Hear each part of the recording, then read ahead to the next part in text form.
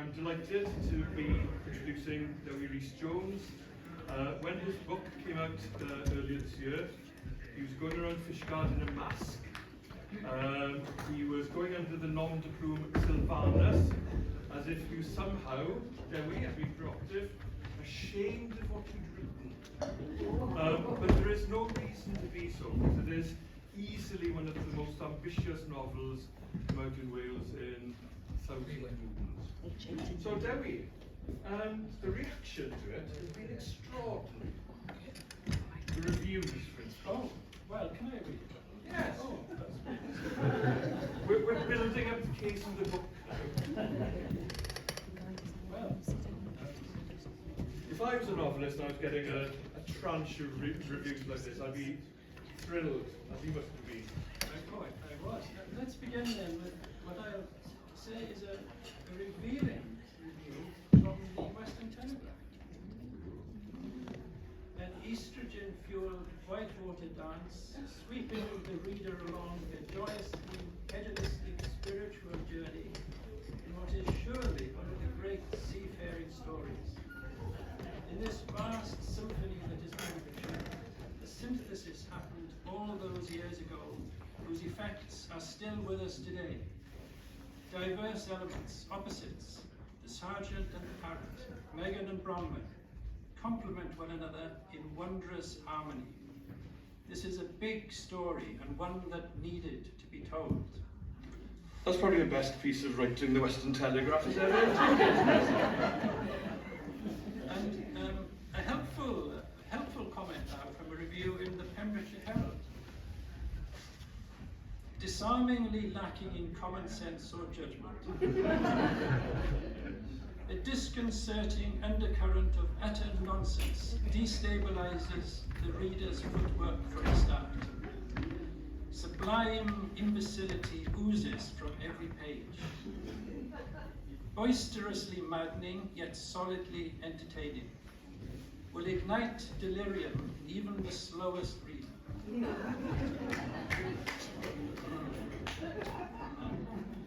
And now, a dark comment here in the review from Knitting News Weekly. A tragic tale of corruption and deceit, love and loss, constructed on the grandest of scales. The author goes deep into the inner demons of the main characters and survives. Evokes the zeitgeist of an area whose very existence it then denies. A hubristic calamity whose relentless search for truth demands to be taken seriously. Some kind of hallucination is at work. Lurid violence lingers beneath the surface. And now, a pithy comment from Le Matricule des Ans, for those familiar with French literature. Achingly beautiful. The novel Émile Zola wanted to write, but couldn't. I was quite pleased with that. And now, a comment, interestingly enough, from the British Medical Association. Panic-inducing lucidity erupts all too often from the page as the reader staggers along oblique narrative threads while, unconcerned, the story hurtles towards its untimely denouement. Overflowing with hostility and hysteria, this dark tale unleashes vivid psychological dishevelment. Vulnerable readers, particularly nail-biters, will find the deeply depressing narrative incidents calming. Do not attempt this great work if you suffer from vertigo or stomach cramps. They sound almost as if they're so good, they sound as if you made them up yourself. Oh, I didn't have the time. But you did have the time because, as I understand it, it took you 10 years to write this book. 10 years. Well, actually, it might have taken me 40 or 50 years. Because in my early 20s, strangely enough, every now and then I would experience a very powerful feeling of energy in my hands and my lower arms. And each time that happened, the thought came to me immediately, oh, one day these hands are going to write a book. But I had no interest in writing a book, no thought of writing a book, no desire of writing a book. And then it stopped. But the other thing that happened, that in my 20s, 30s, 40s, 50s, going into bookshops, if the title of a book, The Spine, attracted me, if the cover of a book attracted me, I would pick it up and I would look at the first sentence, that's all. And I would wonder, has the author in the first sentence written something that would make me read the book? Now there are lots and lots of very good first sentences. So those two things happened, unrelated, seemingly unconnected, and with my having no thought whatsoever of writing a book, no interest whatsoever in writing such a book. And then, about 11 years ago, in fact, the summer of 2010, I was pottering about doing something, and suddenly, out of nowhere, a complete sentence appeared in my mind. And I thought, wow, that would make a good sentence to start a novel. And so I got a paper and pen and I wrote the sentence down. And a few weeks later, and it happens to be because it's a Word document, I looked it up and I've got the date. It was Friday, October the 10th, 2010. I got home of an evening on the Friday, and even though I'm retired, Friday evening is still a little bit special, but in those days, having survived another week, I used to get home, open the door, go in, close the door, raise the drawbridge, drop the portcullis, and be in and settled for the night. And that evening, I made a cup of tea, and I went and sat in the room next to the computer, opened the Word document, and found that bit of paper and wrote that sentence. And then having written the sentence on the screen, I sat back and thought, right, now I've got to finish the novel. And that was that. But I had no plan, no story, no plots, no character, absolutely nothing. And so what happened was that every now and then a thought would appear in my mind. And if it was something that I thought was humorous and might fit into the novel, I'd make a note of it. And then when it came to my sitting down actually adding to the novel, I would dig out all these bits of paper and use those kernels of ideas to carry on. And so yes, 10 years. But 10 years of chaos, really, just putting more ideas into the book. If you had to try and summarise the book, though, because the book is the basis for what the audience this evening is going to see, a distillation of the Coracle and the Cathedral, it sort of revolves around two principal characters. There's an indolent sergeant and a colourful parrot, and they are part of a very special police unit, one that Dyfed Powys Police hasn't even dreamt of in their wildest imaginings. Well, somehow or other, as the book appeared on the computer screen in front of me, somehow or other, slowly it appeared that there was a sergeant and a parrot on the Dyfed Powys Police Response Coracle unit vessel, moored usually in Fishguard Harbour. And it's not there today, though. Out on patrol. Okay. And it appeared that in Crummick, Megan and Bronwyn, who live in the crypt under the cathedral, sort of appeared, and slowly they grew. And slowly, the inaction throughout the novel seems to revolve around them somehow. It's not the Crummick that people in this audience would know, though. You've already said it's got a cathedral, it's got an independent square, it's got a subway system, skyscrapers. It has a lagoon, it has an amphitheatre, and it has a pyramid. And all sorts of interesting things which Crummick really would benefit from. I wouldn't suggest that. I know there are some Crummickians present. I wouldn't suggest such a thing. But even Fishguard is not quite the same. And even Theatre Gwyn has an honourable mention, although it's slightly different in the novel. There are lots of novels within novels, though, because it seems to me you could take out of the book an entire book of nature writing. It's studded with this beautiful listing of the natural world. But of course, it's not the natural world as we would see it here, because hummingbirds flit through and so on. It's a cornucopia of animals and wildlife and flowers. And that's a strand in it. It is. Yes, well, the nature, the descriptions of the natural world appeared, and I think they appeared because they're very important. To me, the habitat that is the most meaningful is the woodland. And I find you can go into a woodland, for example, and there's a feeling of energy somehow. There's a feeling of being there, a feeling of of belonging. And if you've experienced that sort of energetic being a part of it, in it, then I think you cannot help but want to have it in your mind. And it reminds me that in Welsh we have a saying about dod yn ôl at eich coed. So a saying in Welsh which means literally to come back to your trees. So if you are unwell, if you have some mental difficulties generally, you are better. If you are described as being better by being, it's said that you have come back to your trees. So trees are hugely important, and the whole of nature is hugely important. So how could you not mention it? That's the thing. Obviously, in recent years, they found out that it's more than possible that fungi communicate with each other in the understory of the forest, and they're sending messages back and forth. And it seems to me as if that sense of connectedness of things, that today connects with the past and connects with the future, something that happens here connects with something else, is part of the structure of a novel which, as you describe, is sometimes chaotic, but there is a sense of connectedness of things. Yes, because I have an idea. We can be thinking carefully about things and analysing things, and that has its uses. Because if you have to catch the bus at 7 o'clock, then you need to be thinking about it and planning, etc., etc., etc. But it can be that there's a little too much of that happening, and we lose the balance.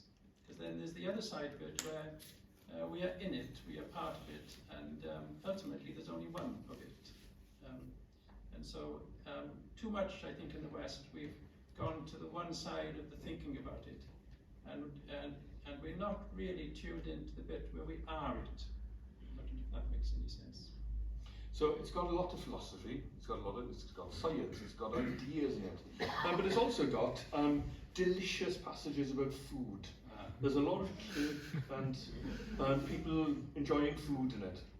Well, I've spent a career in Pembrokeshire essentially being a specialist in tea and cakes in cafes around the county, and all that experience poured out as the book appeared, and that experience had to appear. Yes. There are some real life characters. You can hardly turn on BBC Wales TV and not find Derek Brockway. And there is a weatherman, not dissimilar to Derek Brockway, walking through the pages of your book. There is, because apart from the characters having conversation, occasionally they listen, both in Fishguard and Crymych, they listen to the radio. And there is indeed a weather forecaster called Derek, which is a very interesting coincidence, and invariably he tells of the terrible weather that's about to descend upon the different parts of Pembrokeshire. With relish. Oh, it's his forte, really. They say that if you examine or peel back the layers in any writer, you'll actually find a reader, and that writing is a consequence of reading.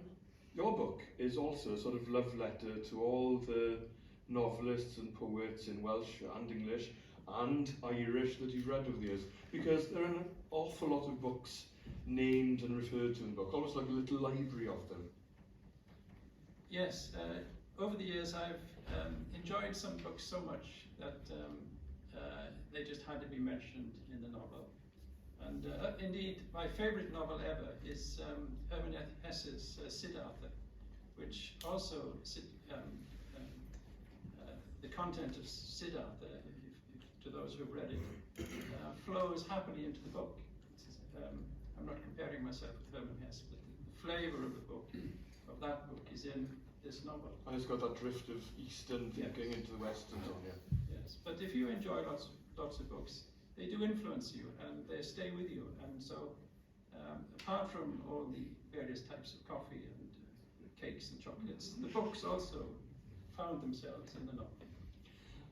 Obviously, a book written about Pembrokeshire and set in Gooddick can't help but refer to this weird thing which is Pembrokeshire time. Somewhere as I drove down here today, I might as well have switched off the watch and all the rest of it, because there is that thing that happens here. And within your book, you've got that sense of time drifting, slowing down, speeding up, and so on. Well, time is a psychological phenomenon, and it's within our minds, and then there's no time. And again, we can concentrate on our thoughts and our thinking and live within time, or we can let it be, and suddenly something else opens up where time disappears, and it's a different place. Indeed, it's not a place, it's a different, and then it has to be blank after that. And so that sense has to come into it. There is also a proper geography. We've talked about the imagined Crymych, but you could actually identify some of the bird species, the buntings and Chetty's warblers and Gooddick Moor and so on. There's also a real Pembrokeshire embedded in all of this, a recognisable place. Well, the novel is embedded in Pembrokeshire, and there's one chapter in Cornwall, in Wadebridge, where crucially some Cornish is spoken. That's a very important part of the book. And so it's embedded here, and the rest is an adornment. The rest is a challenge to the reader who wants everything to be just as they think it is, to be black and white, to be everything in its place. So the rest is a little bit of a shake-up and says, well, actually, there's more to it than this. It's a bigger game than we think it is. We've made some of it by talking about the ideas and the philosophy sound a bit serious, but I mean, so much of it is playful. And it's also very funny. I don't find myself laughing out loud very often when I read books, but there are lots of really good gags in this book, which seem to me to suggest that you're having fun writing it. Oh, indeed. It's the chaotic nature of how the ideas came, because there was no planning, and I had no idea how long the book was going to be, and how many chapters were in it, and hence that sense of it. And also, for example, in what I would loosely call the writing of it, in that 10-year period, as you mentioned, it was in the 6th year of writing that that an idea came to me, and right. Well, it's been mentioned tonight. So the idea came that the land scare, somebody stole the land scare, which of course is a very Pembrokeshire novel. And then, as soon as that idea popped into my mind, I thought, so it's going to be a crime novel. That's great. So after 6 years, I finally knew what it was going to be. And then it was in the 8th year that the title popped into my mind, and I thought, oh yes, I like that. That's a nice title. And it was only in the 8th year as well that I began to think that maybe, just maybe, the book was good enough to be published. Just maybe. I still wasn't very sure about that. And it was in the 9th year, I remember. I was 2/3 of the way through writing chapter 29. Again, no thought of finishing the book, no idea when it was going to be end, when it was going to end, or how many chapters there were. And chapter 29 is in Crymych with Megan and Bronwyn. And just as I was 2/3 of the way through it, a thought popped into my mind as to how the crime could be solved. Although solved is a very strong word for this novel, so perhaps resolved is a better word. And then that would have to be down here with Sergeant and the Parrot. So that would be the next chapter. And I thought, so it's only going to be 30 chapters long. Well, that's great. And that's how it was. It was just this gathering of ideas that appeared when they felt like it, and putting them down, which is the playfulness of it. That's the thing. What's the name of the pub in Newgate? Is it the Duke of Edinburgh? Yeah, okay. And just to show how the actual reality of the world is sometimes as weird as the imagined world. I remember going into the Duke of Edinburgh pub and asking if anyone spoke Welsh in the area, because it's obviously on the landscape. And they said, there'll be a chap in later on this afternoon having a couple of pints of Guinness. And I think his name was Roy Watkins. Some of you will correct me if I'm wrong. I think he was a teacher who'd been teaching in St David's. Anyway, I met him and we filmed a little piece with him. He lived in the bungalow, which is right on the hairpin bend as you sneak out of Newgale. And as I drove back that evening home to Cardiff, I realised that I'd met the landscape, because he is the only Welsh speaker, was the only Welsh speaker. And after his days, the landscape would move. It would be stolen in a sense. So even the reality matches up with the imagined stuff. So you decided, after you told us, you've taken us through the gestation, and then the book came out. There was the mock response, the reviews that may or may not have been written by yourself. I'm not accusing you of anything.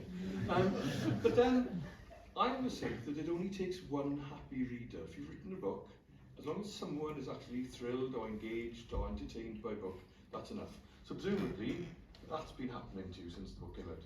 I had a couple of comments from people who don't like the book at all. That saves you Christmas cards. And a couple of comments from people who like it a lot. I mean, your review itself was an excellent review.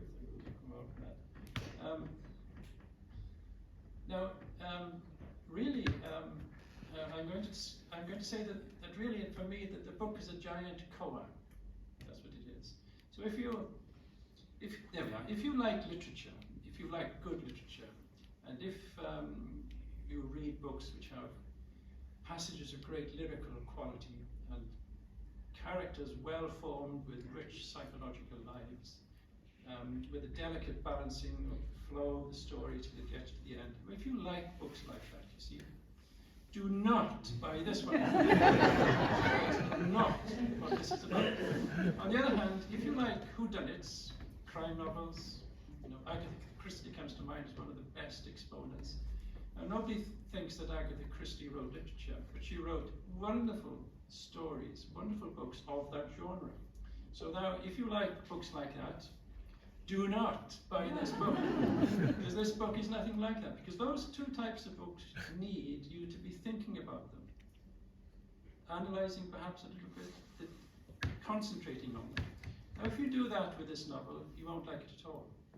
So this is a giant koan, and really I have an idea. If you, as you read each page, you let the words flow through you, let them go by, let them go past you, and the words then will come with images and with perhaps emotions, and let that just happen. Just let it be without thinking about it. And you might just find that you are smiling. You might just find that there's a giggle. You might just find occasionally you laugh. And really what I'm hoping is that somebody will get to the end of a chapter, and as they arrive at the end of the chapter, and as they then reach for the bookmark and put it between the pages and close the book and sit there, they will feel a little lighter than they did when they started reading the chapter, slightly happier, and they won't really know why. And if that's happened, then the book has worked its magic simply by flowing through the mind. And that's what I hope, that's all the book is, I hope.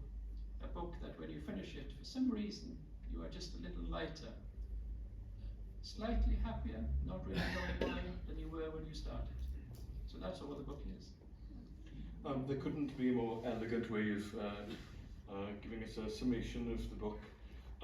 I'll leave it there by thanking Dewi Rhys-Jones, who has written a book which I remember reading, Mr. Vogel by Lloyd Jones, and whose name was entirely unfamiliar to me. I thought, oh, this is extraordinary, where did this come from? And then Lloyd Jones's book went on to win the Wales Book of the Year.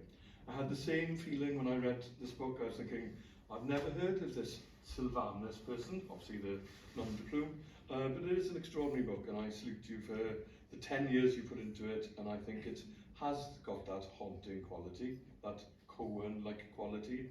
It is funny, it has a warmth, it's about where you live, and at the end of the day, a book is only a sophisticated kind of mirror for holding up the world around you and making you understand it a bit more, which I think the Coracle and the Cathedral does.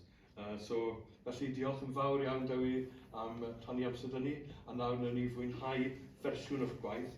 Dewi, thanks very much indeed for sharing a half hour with us, and now that actually anticipates the evening, which is Anne Garthwaite's adaptation of your book. Yes. Diolch yn fawr iawn. Yeah.